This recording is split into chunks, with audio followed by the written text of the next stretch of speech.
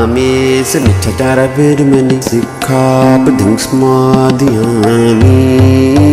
कामेषु मिच्छाचारविरमणि सिक्खापदं। बुद्ध की झूठी, मिथ्या, फर्जी, फॉल्स कथाएं। दरअसल बुद्धा इज राइजिंग अगेन, यानी कि भारत के अंदर जो बुद्ध है उसका दोबारा से उदय हो रहा है। सबको पता है कि बुद्ध आ रहे हैं, बहुत तेजी से आ रहे हैं। हर एक व्यक्ति में जिज्ञासा है बुद्ध के बारे में जानने के लिए, और बुद्ध के साथ साथ अशोक भी आ रहे हैं, सम्राट अशोक। और अशोक के बाद जिन्होंने धम्म पे काम किया वो राजा भी पीछे पीछे आ रहे हैं। इतिहास दोबारा से निकल रहा है। यूट्यूब के अंदर या फेसबुक के अंदर कोई भी चीज डालने के लिए कोई मनाही नहीं है। मैं जो ये वीडियो डाल रहा हूं इसके लिए कोई मनाही नहीं है। आपका विचार है, आप अपने विचार को रिकॉर्ड करें, फेसबुक पे, ट्विटर पे, टम्बलर पे या वाइबर कहीं भी डाल सकते हैं। आजकल बहुत सारे प्लेटफॉर्म हैं, सोशल प्लेटफॉर्म है। आपकी बात पहुंच जाएगी, जिसको देखनी है देखें। क्योंकि मैं बुद्ध का साहित्य पढ़ता हूं और बुद्ध की जो फिलॉसफी है उसको देखता हूं, चिंतन भी करता हूं, मनन भी करता हूं, सोचता भी हूं।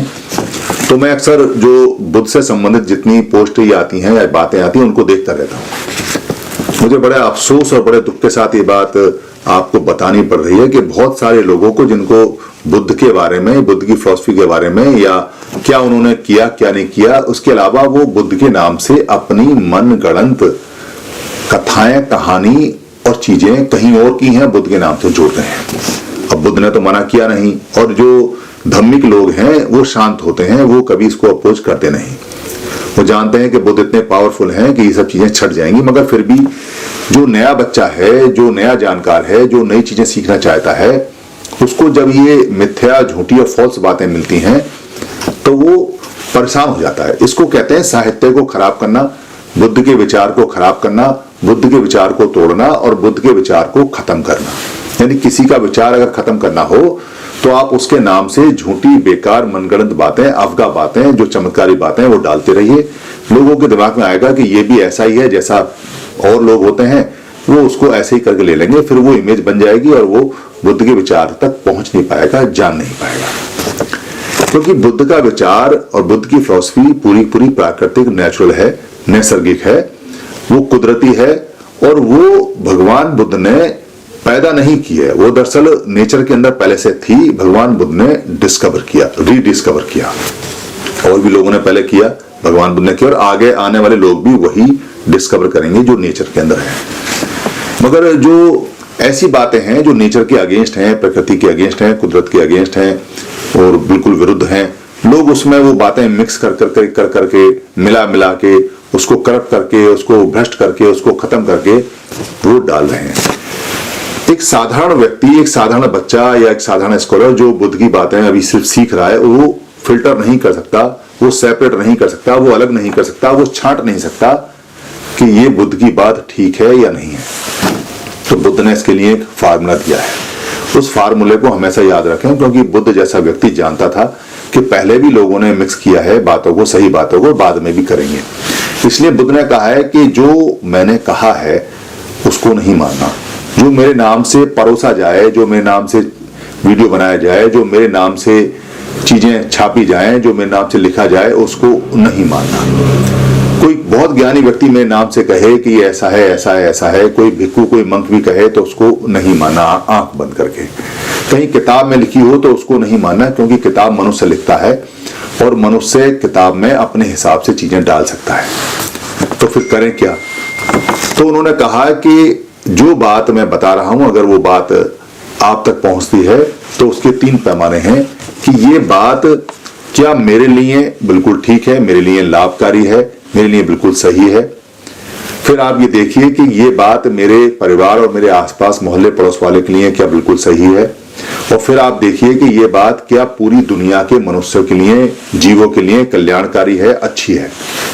3 स्केल पर जब आप अपने लिए, अपने परिवार, पड़ोस, मोहल्ले और देश के लिए और पूरी दुनिया के लिए जब आप सोचेंगे और वो बात आपको बिल्कुल सही लगेगी कि ये सबके लिए कल्याणकारी है, तो वो बात ठीक है, वो बात दुख नहीं। इसको यूनिवर्सल बोलते हैं, यूनिवर्सल बेनिफिशियरी, यानी कि पूरी दुनिया के लिए लाभदायक, कल्याणकारी।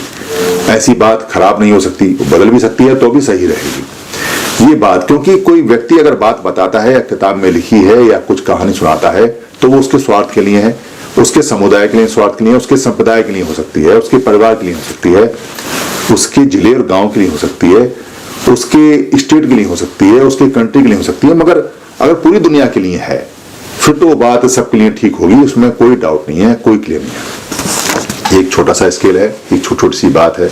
दूसरा क्या है कि क्या कोई बात आपको डरा रही है? बुद्ध की कोई ऐसी बात नहीं है जो आपको डराए और आपको घबराए, और बुद्ध का कोई ऐसा फिलॉसफी नहीं है जिसका उन्होंने जवाब नहीं दिया। तो आप थोड़ा डीप में जाएंगे तो सोचना शुरू कीजिए, जो बात मैं बुद्ध के नाम से पढ़ रहा हूं क्या वो बात बिल्कुल सच है या नहीं है। नेट पर सर्च कीजिए, क्वेश्चन कीजिए, लोग जो जानकार लोग हैं उनसे पूछिए, पूछते रहिए, उसको बंद मत कीजिए, उसको रुकिए मत। इसको बोलते हैं तर्क पे कसना, कसौटी पे कसना, चेक करना। भगवान बुद्ध ने कहा है कि अपनी बुद्धि, अपने ध्यान, अपनी जो अनुभव है उसके तर्क पे उसको अनुभव करो और देखो कि ये बात सही है या नहीं सही है।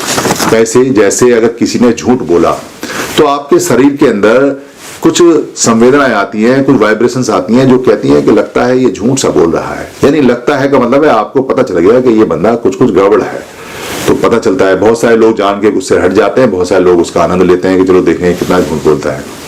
तो आपका अनुभव आपको बता देता है, कई बार नहीं बताता है तो अनुभव से अनुभव आता है। ये चीजें आपको लगातार करनी पड़ेंगी और इसके लिए मेहनत करनी पड़ेगी, आपको विजिलेंट रहना पड़ेगा। भगवान बुद्ध ने कहा है हमेशा जगते हुए रहना है, जागृत रहना है, मन से और मस्तिष्क से पूरी तरह से आपको चेतना में रहना है। अगर आप चैत्य रहेंगे, चेतना में रहेंगे, माइंडफुलनेस रहेगी आपके अंदर, जागृत रहेंगे, तो संभवतः आपका कोई नुकसान नहीं कर पाएगा, और करेगा तो थोड़ा बहुत करेगा, फिर आप समझ जाएंगे। इसलिए भगवान बुद्ध की इस बात को, क्योंकि फर्जी कथाओं की बहुत ज्यादा बाढ़ आ रही है, भगवान बुद्ध की साहित्य, भगवान बुद्ध की बातों को रोकने के लिए, और कमाल यह है कि आपको भगवान बुद्ध के साहित्य में से निकाल के वो बातें देंगे जो पहले से मिक्स हैं, जो पहले से भ्रष्ट हैं, जो पहले से खत्म किए हैं। क्योंकि भगवान बुद्ध का जो ओरिजिनल साहित्य है वो बहुत थोड़ा सा है, बाद में बहुत सारे लोगों ने साहित्य लिखा है, अपने अपने हिसाब से लिखा है। तो आपको ऐसी गारंटी देंगे कि इस साहित्य में ये लिखा है, उसमें ये लिखा है। किसी साहित्य पे यकीन नहीं करना है। भगवान बुद्ध की फिलॉसफी साफ है, सभी के लिए कल्याणकारी होना चाहिए। धन्यवाद। टीम 22 पर सभी वीडियो बुक कॉपीराइट फ्री है। आप अपने पोर्टल पर, अपने यूट्यूब पर, अपने फेसबुक पर या किसी भी जो भी ऐप है उस पर आप यहां से डाउनलोड कर टीम 22 से या फेसबुक से या मेरे पेज से कहीं से भी कोई भी वीडियो ले सकते हैं, उसको डाउनलोड कर सकते हैं। उसमें अपने नाम का कुछ भी ऐड कर सकते हैं या अपनी कमेंट्री कर सकते हैं। उस वीडियो का कोई भी पार्ट आप ले सकते हैं, उसका प्रिंट मटेरियल भी बना सकते हैं, उसको किसी भी भाषा में आप बदल सकते हैं, उसका ऑडियो चेंज कर सकते हैं, उसका वीडियो ले सकते हैं। आप जैसे भी चाहें टीम 22 की किसी भी वीडियो का या सारी वीडियो का इस्तेमाल कर सकते हैं। ये हमेशा कॉपीराइट फ्री थी और हमेशा कॉपीराइट फ्री रहेंगी। हमारा सिर्फ इतना काम होता है कि महापुरुषों की जो बातें हैं उन बातों को हम सरल भाषा में, आम भाषा में आप तक पहुंचा देते हैं। अब आगे आपका काम है कि आप अपनी भाषा में बदल के या ऐसा का ऐसा शेयर करके या इसको आगे भेजकर या इसका लिंक भेजकर या इसमें से कोई भाषा बदलकर या इसको प्रिंट कर या इसको लोड कर या डाउनलोड कर या इसको टीवी में बच्चों को दिखाकर या किसी को गिफ्ट कर जैसे भी चाहें वैसे इसको आगे पहुंचाएं।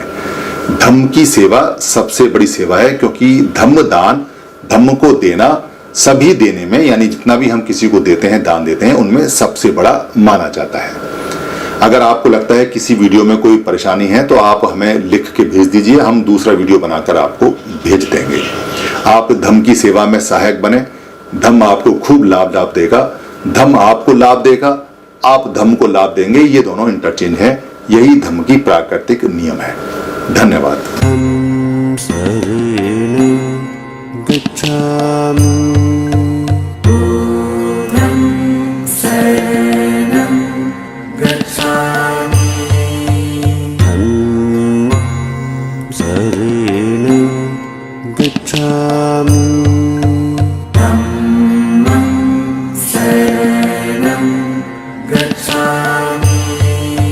संघं शरणं गच्छामि संघं शरणं गच्छामि द्वितीयंपि बुद्धं शरणं गच्छामि द्वितीयंपि बुद्धं शरणं गच्छामि द्वितीयंपि धम्मं शरणं गच्छामि द्वितीयंपि धम्मं शरणं गच्छामि द्वितीयंपि संघं शरणं गच्छामि द्वितीयंपि संघं शरणं गच्छामि तृतीयंपि बुद्धं शरणं